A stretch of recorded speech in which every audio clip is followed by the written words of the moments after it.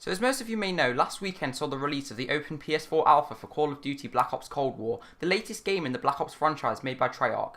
Today I'm going to be talking about my thoughts on everything from the gameplay to the sound design and giving my overall impressions.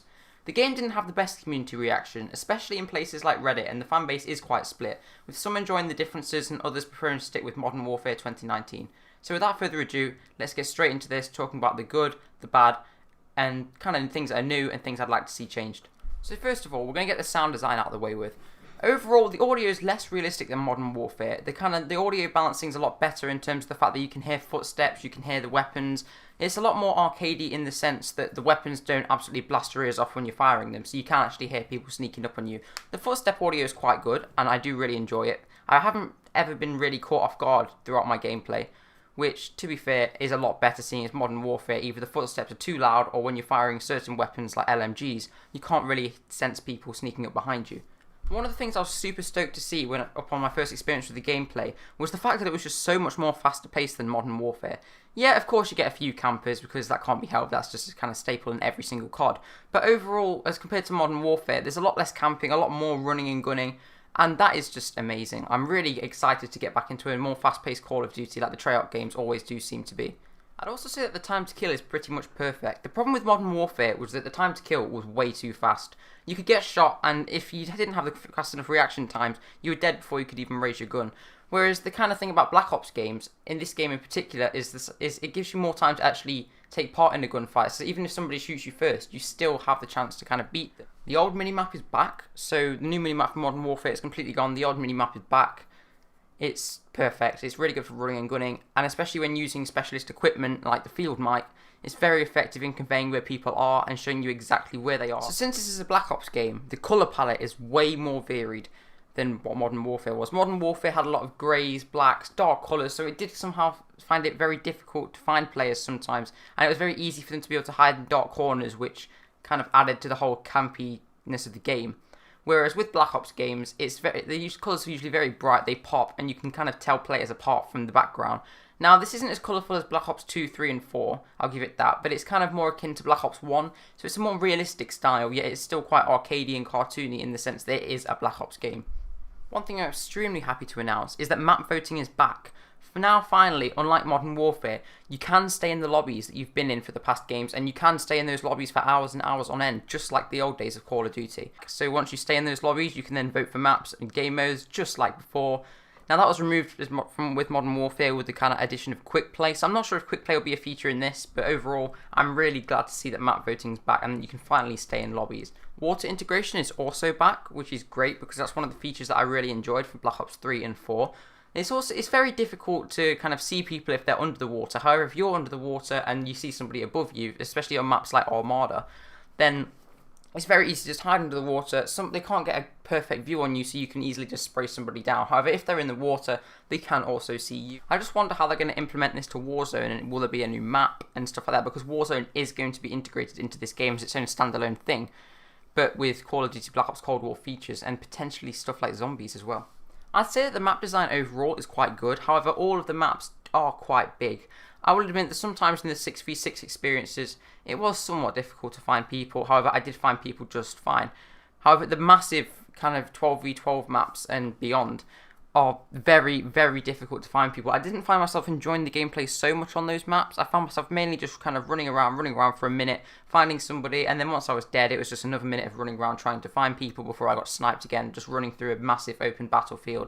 I feel like that it does kind of try to be Battlefield too much in the sense that it's not too enjoyable. Battlefield isn't really my type of game, but it's almost too big. It's a perfect balance between the old 6v6 modes and the kind of new ground war that was in Modern Warfare with 64 players. But seeing as I didn't really enjoy that either, I'm not such a fan of these large game modes. But when the beta comes around, I'm willing to give it another go, hopefully on some newer maps, and hopefully the gameplay will be a bit more tuned to the sense that it might be a bit more faster paced. So the gunsmith also returns from Call of Duty Modern Warfare as opposed to the Pick 10 system. Now, I think it's quite a good system that they've got in Black Ops, and I think one of the great things is the stat numbers. So the stats actually have real numbers now, as opposed to percentages or just the kind of bars that move along and kind of show you the stats of the weapon, which is It's very useful in terms of building proper weapon builds and building kind of powerful classes. Dead Silence returns to being a perk called Ninja, as opposed to being specialist equipment like in Modern Warfare. I think this is great because Dead Silence, it's one of those crutch perks that's in every Call of Duty apart from Modern Warfare, and I think it's a great thing to see it return. It works very effectively. It doesn't kind of silence you altogether. However, it does muffle your footsteps in the sense that you can sneak up on people, which is quite good. And it's what you'd expect from Dead Silence. So one thing I noticed while playing the alpha on my PlayStation 4 Pro was there was lots of glitches, there were lots of instances of me getting stuck in places, being unable to move, so kind of ruining my entire game while trying to slide through certain things. I noticed that the resolution was quite adaptive in the sense that it wasn't as kind of stable 1080p as it should be, but it was more of an adaptive resolution. So once you reached a kind of more higher demanding section of the map, or if you got into gunfights, the resolution would actually deteriorate to kind of maintain the frame rates, which I guess it's an alpha, but at the same time, the game's only a couple months away, and we shouldn't be having issues such as this. All I'm hoping is that this alpha was a downgrade to what the game is actually going to be, and I hope, because it was made for the next-gen consoles, I just hope that it will run so much better on those. However, the fact that it doesn't run very good on the PS4 Pro is not looking very good indeed for the final game. The settings were also quite limited as well in the beta. There were no field of view sliders, no settings options, no options for colorblind modes, or anything of the sort. Now, I think for the next-gen consoles, they should at least have a field of view slider, especially if crossplay is going to be a thing and we're going to be competing against other PC players who can literally probably see twice as much on their screen as console players, which gives them an extremely unfair advantage. One of the more annoying things about the settings as well is that the settings they did have, particularly the motion blur settings, tended to reset after every game, which really did not help. In terms of game balancing, I'd say it wasn't great. There were some weapons that were particularly very overpowered, such as the AK-47U, that could absolutely demolish anything in sight. Snipers were extremely overpowered in the sense that anybody could pick them up and use them. I found quick scoping was actually easier than hard scoping and what snipers were meant to be. And on satellite, once everybody was sniping down the left-hand side of the map, it was just absolutely crazy. People were able to pick up so many kills, and the guns did so much damage, they were extremely unbalanced. So I just hope that they do tune that up for the final build. However, Treyarch has come out and said that they did purposely make snipers overpowered for this alpha, just to kind of see what the community would do with it. But as long as it's not like that for the actual game, I think it'll be just fine, because it was way too much. Vehicles were very difficult to destroy and had very little weaknesses, apart from when using only a select few attachments. But even then, if you didn't run them and you saw a vehicle, especially things like tanks, you could rack up streaks and just absolutely destroy people with stuff like chopper gunners without even having to put in a lot of work at all. Shotguns are also secondaries now, just like Black Ops 4, so take it that what you will. The shotguns are a bit weaker than you'd expect them to be if they were primaries, but yeah, like, they're okay. I mean, I don't really use them too much, to be fair, so there's not a lot I can really comment on. Now to get into one of the features that I'm sure many people will be wanting to hear about, and that's the new score streak system. Now, kill streaks are gone, so, unlike Modern Warfare, so you can't really just sit in a corner, rack up a big kill streak, and then just run out with a juggernaut or a chopper gunner. However, the way it's done is it's tried to balance kind of getting score and getting kills, and it does carry over past your death. So for instance, I could get a 10 kill streak, die, or I could get 10 1 kill streaks and then kind of probably get the same thing, although you do build up more score if you do build up more of a kill streak. Now, the good thing about this, or the bad thing, it's a matter of perspective really. The worst players can get streaks relatively easily, however the better players can still rack up top tier streaks at the end of matches, especially.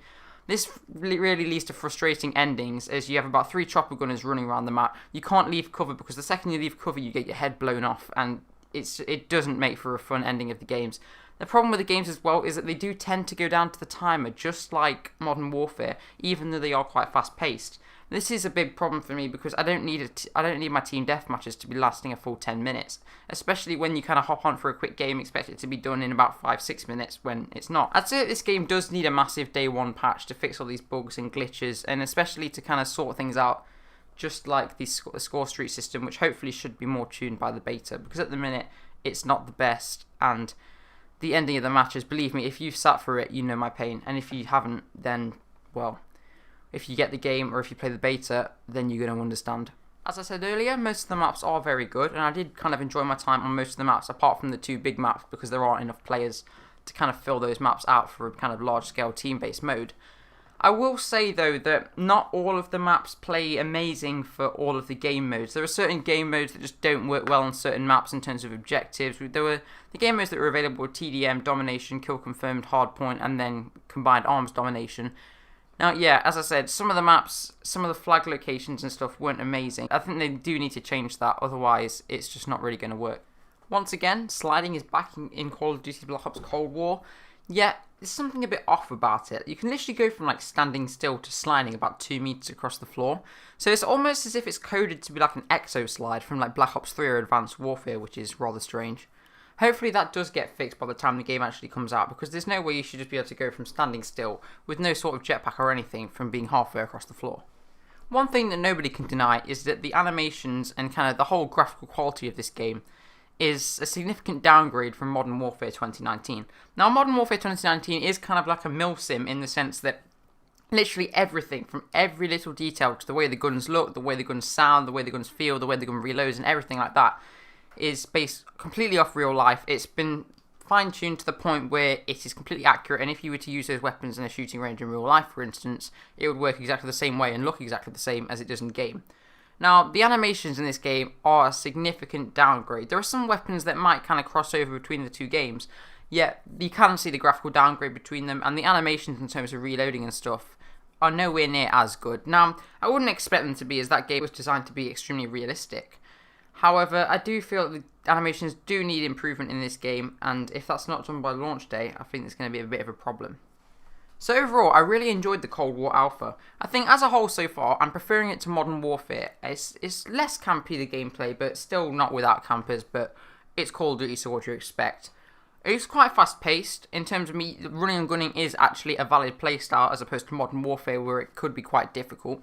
And skill-based matchmaking, yes, it is in this game. They have, and Treyarch have said and have officially confirmed that yes, it is in this game. I just hope that it isn't as strict as it was in Modern Warfare in the sense that you could play a few good games and then you get absolutely destroyed. I just hope that you can actually lobby up with people, have some good games with a good mix of people, and then everything will be great.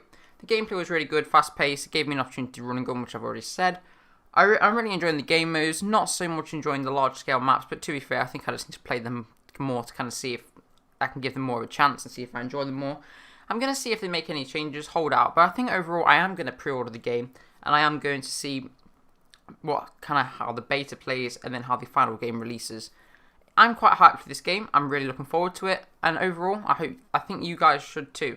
If it's not your type of thing, that's fine, but each to their own. So those are my thoughts and feelings on the Call of Duty Black Ops Cold War Alpha. Overall, I really enjoyed it. So if you found this video useful and you find it quite informative, then please leave a like, subscribe, and hit that notification bell to stay up to date with all my future content. Your support is greatly appreciated. Don't forget to tune in for more videos on the build up to Black Ops Cold War and eventually the release, and other great games too. And I will see you all later. Take those positions.